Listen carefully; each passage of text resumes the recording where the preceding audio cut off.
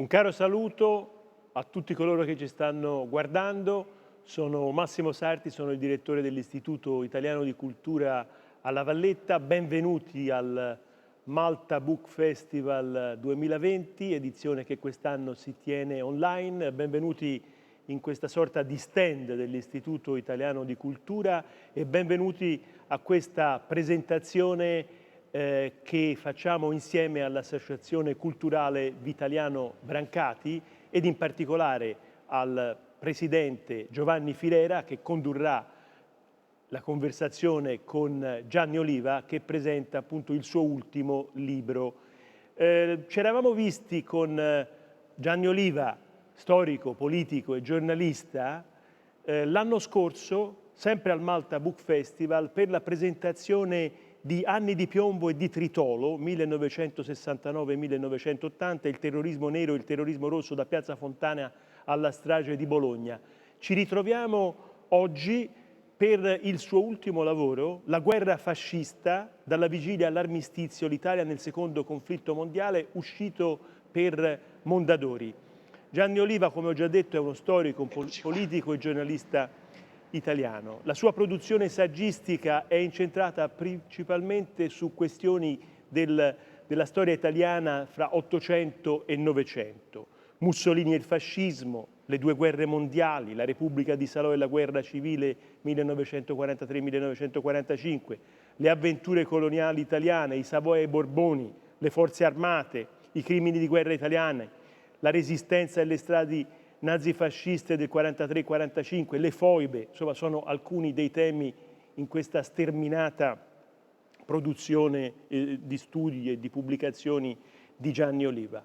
Ringrazio l'amico e presidente dell'Associazione Culturale Vitaliano Brancati per aver portato anche quest'anno Gianni Oliva al Malta Book Festival e gli passo la parola per presentarlo e per condurre questa conversazione. Grazie direttore, grazie veramente per le parole, per le belle parole che ha detto, ma soprattutto grazie per aver ancora una volta messo in evidenza l'Associazione Culturale Vitaliano Brancati che mi onoro di presiedere. Sono noi qui in Italia che ringraziamo il suo operato, dottor Sarti, perché poche volte io ho visto direttori di istituto di cultura all'estero che sono così attivi nel settore della cultura italiana. Io voglio solo ricordare, e lo ricordo con grande piacere, che già l'anno scorso eravamo a Malta di presenza, ahimè, ed era tutta un'altra cosa. Avremmo preferito anche noi essere a Malta e Gianni Oliva, ne parlavamo prima con Gianni Oliva, ma anche con tutti quanti gli altri. Ma la sua opera culturale è veramente notevole e noi la ringraziamo per questo, dottor Sarti, veramente per portare quello che è la nostra cultura italiana. Abbiamo presentato poc'anzi Andrea Monticone, adesso c'è Gianni Oliva, dopo ci sarà anche Giorgio Vitali, il procuratore della Repubblica, Giorgio Vitali. Ma con Gianni Oliva abbiamo un percorso di anni sulla storia, lui è uno dei maggiori storici italiani, per noi è sempre un grande, grande piacere averlo con noi. Ha fatto questo nuovo libro, come dicevo poc'anzi, non so se è, La storia e la guerra fascista di Gianni Oliva. Ha parlato e parla di 3 anni, dal 40 al 43, dalla dichiarazione di guerra fino all'armistizio dell'8 settembre, ma si è occupato soprattutto di una parte della storia che non si toccava, non si analizzava come si deve da parte di, l'aveva fatto l'ultimo è stato Giorgio Bocca, il famoso giornalista e scrittore Giorgio Bocca. Dopodiché l'ha ripresa Gianni Oliva. Abbiamo insieme allo storico, a Gianni, abbiamo aperto la cultura al Circolo dei Lettori di Torino, nel senso che dopo il primo lockdown il Circolo dei Lettori ci ha ha reso onore soprattutto a Gianni per l'opera di Gianni Oliva, di aprire la cultura con la presentazione dell'ultimo libro di Gianni Oliva, La guerra fascista. Io cito solo un passo e poi dopodiché passo la parola, un passo che veramente mi ha fatto così, che gradisco molto, che ho gradito moltissimo. Ed è questo: abbiamo imparato che cos'è la pace sentendo parlare della paura per le bombe, per il passo degli anfibi sui selciati, per i giovani morti nella neve o nella sabbia. Abbiamo imparato che cos'è il benessere sentendo raccontare della fame, della tessera, dei surrogati senza gusto. Questi sono alcuni passaggi sul libro di Gianni Oliva che è veramente meraviglioso, un bellissimo libro e arrivato a questo punto però non mi tocca che ovviamente che far parlare l'autore Gianni Oliva del perché di questo suo libro e che cosa ha voluto puntualizzare. Al di là di quello che dice sempre lui, che i nostri giovani non conoscono la storia recente, per cui bisogna che la storia, soprattutto quella recente, sia messa a conoscenza dei giovani, dei nostri giovani. Prego Gianni. Buongiorno Presidente, ciao. Permettimi di introdurre però con un saluto e un ringraziamento per il direttore che ci sta ascoltando da Malta, perché come storico e prima come politico ho avuto modo di girare diversi istituti storici, di diversi istituti di cultura italiana, chiedo scusa, nel mondo. Trovo che fanno un lavoro straordinario, pur con delle risorse sempre più esigue, perché se c'è un qualcosa per cui l'Italia è conosciuta nel mondo e un qualcosa per cui deve valorizzarsi è proprio la sua cultura. E gli istituti riescono egregiamente a fare questo lavoro grazie al dinamismo e all'intelligenza di chi li dirige. Detto questo, per quanto riguarda il libro è un libro di sintesi. Ora, sulla seconda guerra mondiale sono state scritte tantissime opere, tantissimi approfondimenti, ma tutti a carattere monografico o su aspetti di singole campagne. L'unico libro d'insieme, come ha ricordato il presidente dell'Associazione Italiano Brancati, è stato pubblicato negli anni 60 da Giorgio Bocca con il titolo Storia d'Italia nella guerra fascista. Ovviamente in 50 anni sono state prodotte tante altre ricerche e questo libro tiene conto di tutto ciò che nell'ultimo cinquantennio è stato fatto. Ci sono i racconti delle campagne, la ricostruzione dei rapporti spesso difficili tra Mussolini e alcuni comandanti militari, ma c'è soprattutto l'attenzione alla opinione pubblica, perché c'è un fatto che non può non colpire. Lo scorso giugno, in occasione dell'80° anniversario della dichiarazione di guerra, 10 giugno 1940, molte televisioni italiane hanno riproposto il discorso con cui Mussolini dal balcone di Palazzo Venezia ha annunciato la dichiarazione di guerra.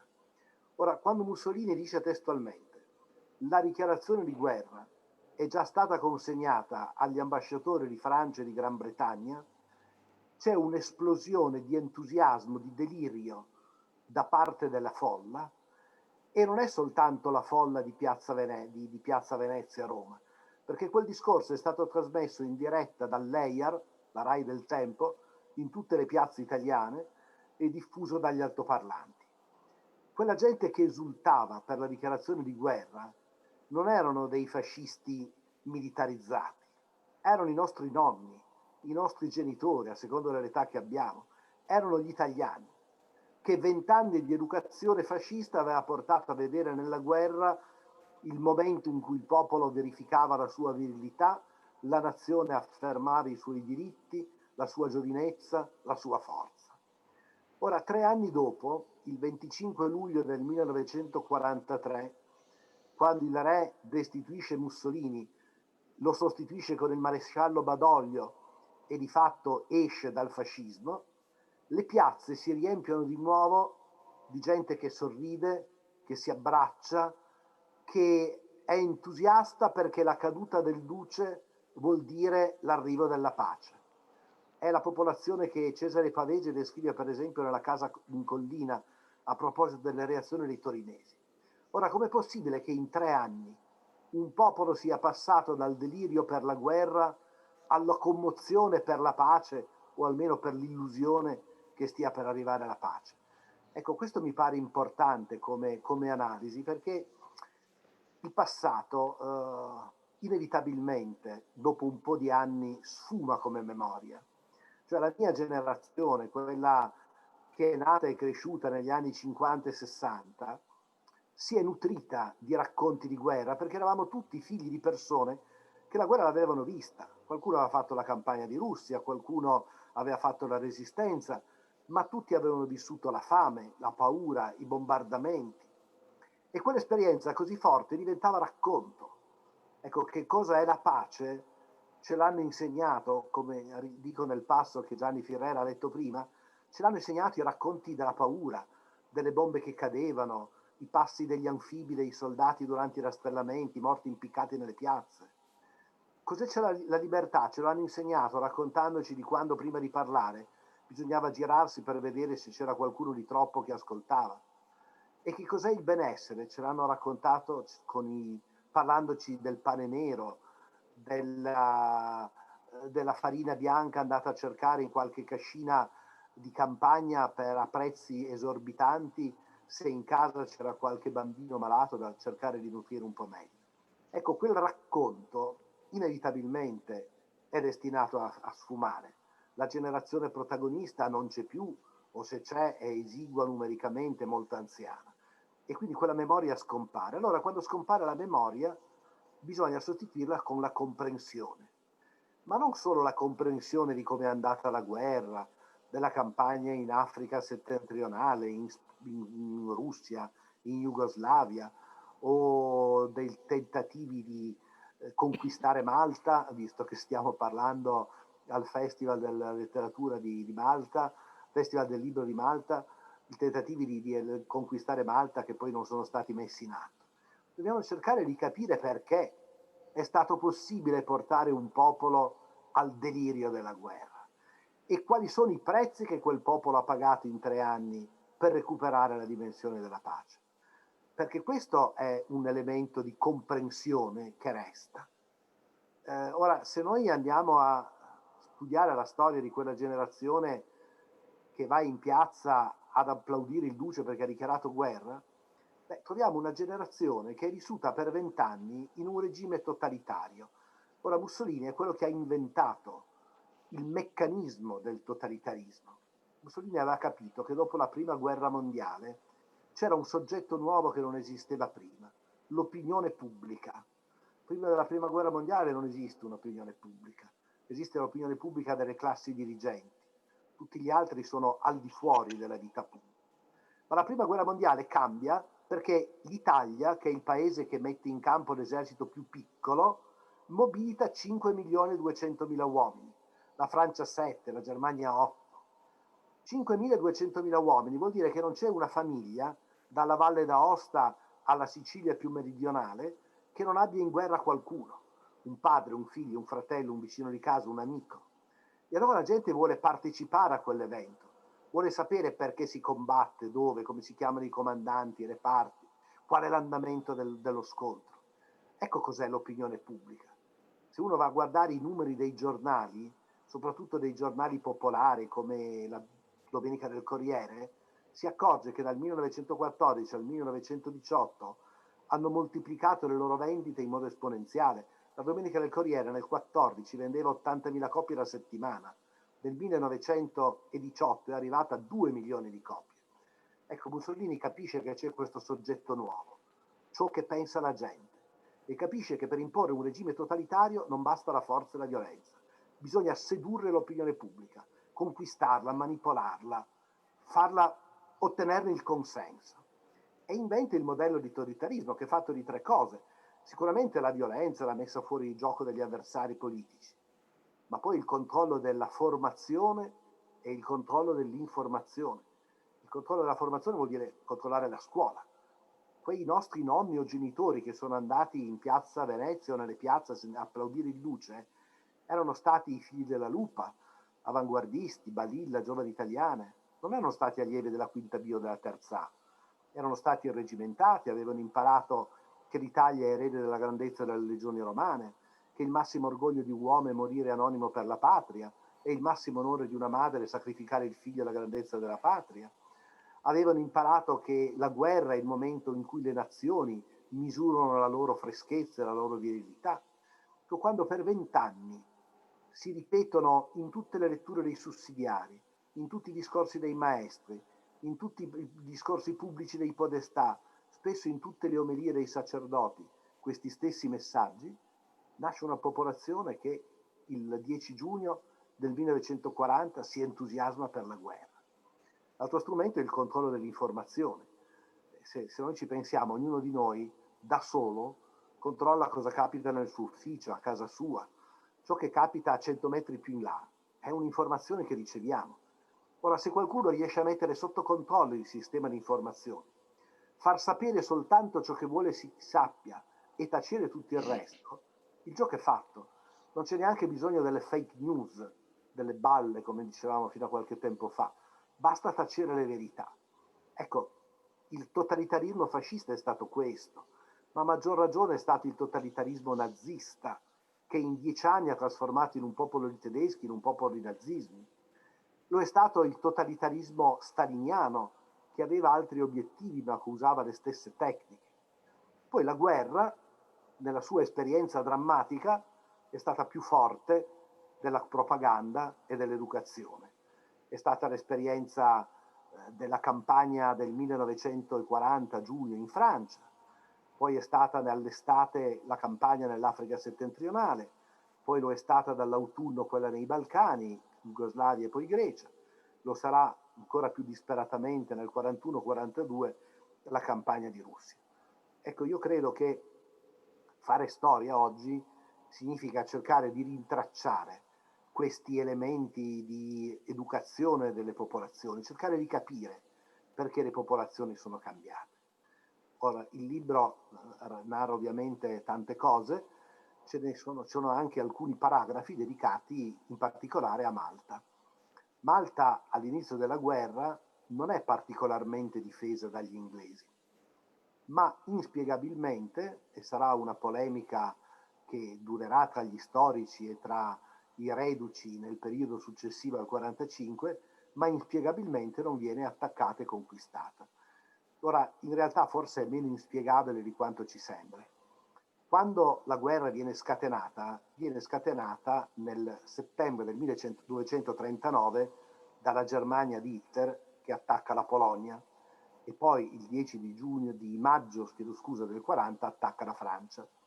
Ora, Hitler aveva preso il potere soltanto nel 1933, aveva preso il potere in una Germania sconvolta dai debiti di guerra, dal peso della pace e da ultimo dalla crisi del 29 che aveva sottratto alla Germania gli aiuti che erano arrivati fino allora dagli Stati Uniti, eppure riesce nel giro di 7 anni a trasformare la Germania in un enorme colosso militare, perché spreme l'economia tedesca in funzione del riarmo.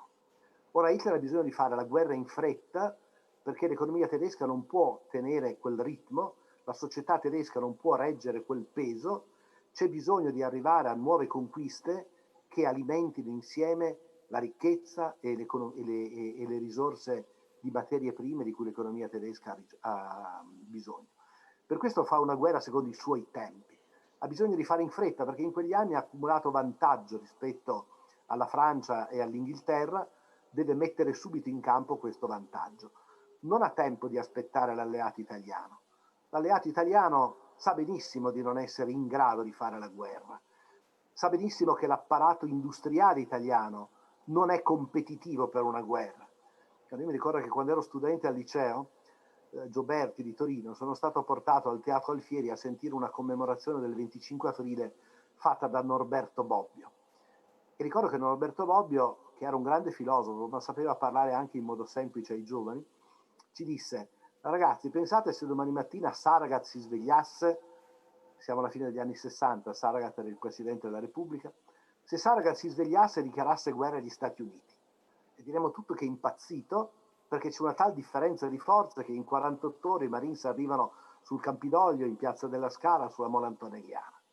Ebbene, dice, pensate che Mussolini ha dichiarato guerra contemporaneamente agli Stati Uniti d'America, all'Unione Sovietica, alla Francia, alla Gran Bretagna, alla Jugoslavia, alla Grecia. Era nella sproporzione tra le ambizioni della politica estera e le possibilità economiche del paese. la sconfitta. Ora Mussolini era consapevole di questa debolezza, ma è un uomo che ha giocato tutta la vita sull'azzardo. Quando la Germania invade la Polonia resta neutrale. Quando la Germania invade la Francia resta neutrale, convinto che la Francia resisterà per qualche mese. Quando si accorge che in 3 settimane i tedeschi sono a Parigi, e soprattutto quando il 4 giugno gli inglesi fanno quell'evacuazione rocambolesca da Dunkerque e è facile pensare che caduta la Francia cadrà con la stessa facilità la Gran Bretagna, Mussolini vede di fronte la prospettiva della marginalità dell'Italia. E allora fa l'azzardo di entrare in guerra e di attaccare la Francia dalle Alpi, nella presunzione che i francesi non si difendano e che nel giro di 2 giorni gli italiani possano arrivare a Chambéry, a Nizza, e ritagliarsi un ruolo di nazione di secondo livello, ma di nazione potente comunque ancora in Europa. La Germania sarà la nazione che dominerà il continente, l'Italia sarà la nazione che controlla il Mediterraneo. Per questo l'Italia entra in guerra contro la Francia dalle Alpi. È una follia attaccare la Francia dalle Alpi. Clausewitz diceva: attaccare la Francia dalle Alpi è come voler sollevare da terra un fucile impugnandolo per la baionetta. Ti tagli. Immagina di poter ritagliarsi uno spazio di vittoria nel giro di qualche giorno. Non attacca Malta perché l'attacco a Malta non era stato preparato, non era stato predisposto a un altro orientamento. La politica estera italiana è costretta dopo il 40 andare alla rincorsa dei tedeschi. Un attacco su Malta viene pensato nel 1941 perché ci si accorge che tanto l'Italia dopo l'attacco alla Francia nell'estate del 40 inizia la guerra nell'Africa settentrionale, cercando di conquistare il canale di Suez, partendo dalla Libia, colonia italiana, e dall'Etiopia, altra colonia italiana, prendendo in mezzo i soldati inglesi in Egitto. Le operazioni vanno a rilento, soprattutto dalle basi di Malta, gli aerei inglesi e la flotta inglese riescono a colpire ed abbattere molti convogli di rifornimento che dall'Italia vanno verso l'Africa. E così si prepara un attacco a Malta, si immagina di utilizzare i paracadutisti, vengono fatte delle esercitazioni nella costa meridionale a sud di Livorno, perché è una zona rocciosa che in qualche modo sembra ricordare le scogliere maltesi. Questo attacco non si realizza però perché nel frattempo arriva in Africa settentrionale il generale Rommel, feldmaresciallo anzi Rommel, il quale avrà delle travolgenti e inattese vittorie sulla terra e vuole arrivare da solo e per primo ad Alessandria d'Egitto senza dover in qualche modo condividere la vittoria con un'eventuale azione su Malta. Per questo l'azione su Malta viene congelata per intervento diretto di Hitler e poi l'evoluzione della guerra porterà a ben altro evolversi e a ben altri risultati. Scusa se ho fatto una risposta troppo lunga, ma sai che sono verboso. No. Come vedi Massimo, è fin troppo facile coordinare l'attività di Gianni Oliva. Lui parla perché ha la storia nella sua testa e in un modo molto sapiente e molto semplice ci fa capire che cosa è successo. Massimo, lascio però volentieri la parola a te per un'eventuale domanda a Gianni. Temo che il tempo a nostra disposizione, ahimè, sia esaurito, però allora, intanto la presentazione di Gianni Oliva è stata assolutamente esaustiva e credo abbia fatto venire voglia a chi in qualche modo è interessato a queste tematiche di leggere il suo libro. Grazie anche per la parte dedicata a Malta, che appunto, essendo noi qui in quest'arcipelago, è un tema questo molto importante.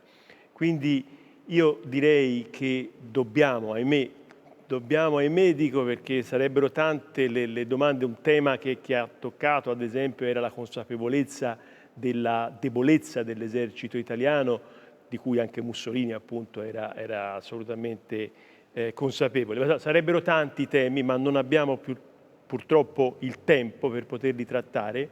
Quindi ringrazio Gianni Oliva, ringrazio Giovanni Filera per essere stati qui con noi per presentare l'ultimo libro, l'ultimo lavoro, La guerra fascista di Gianni Oliva, e non posso che rinnovare l'invito a incontrarci quando il lockdown sarà terminato, quando potremo circolare qui a Malta per continuare a chiacchierare di questo tema o di altri temi.